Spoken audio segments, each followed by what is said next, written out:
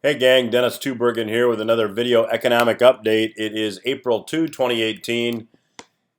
For a long time I've said that the Fed's discussion of raising interest rates is likely not going to proceed as they've been saying it would. The Fed, for those of you who have been paying attention, has said that interest rates will go up 3 more times this year and 3 more times next year. And I say that most rate increases that the Fed would put out, provided they raise rates at all in future meetings, will be purely nominal. Bill Gross, who is a billionaire bond fund manager, agrees. Bill Gross, in this Bloomberg article published on March 22, says the Fed's projected rate hikes are likely exaggerated. I'll give you just a little bit from the article. Don't believe the Fed. That's what Bill Gross, the billionaire bond manager with Janus Henderson Group, says in an investment outlook released Thursday. The Fed's purported 3 to 4 hikes this year, beginning in March, are likely exaggerated, wrote Gross, who runs the $2.2 billion Janus Henderson Global Unconstrained Bond Fund.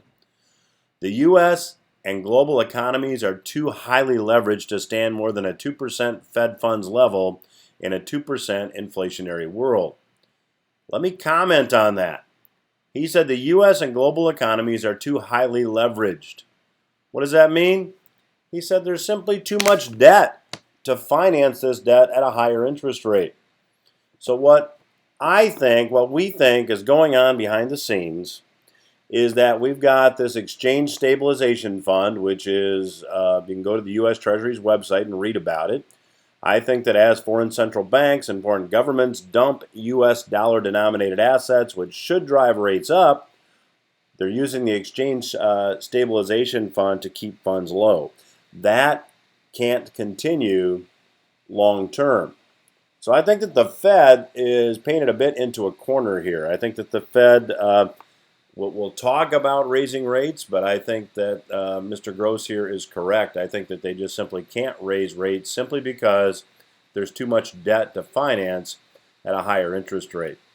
That's why I believe that we're going to see interest rates spike. I think we're going to see the U.S. dollar crash. We're going to see stocks and real estate crash. And ultimately, we're going to see U.S. government bonds crash. So I think we live in a very difficult environment here.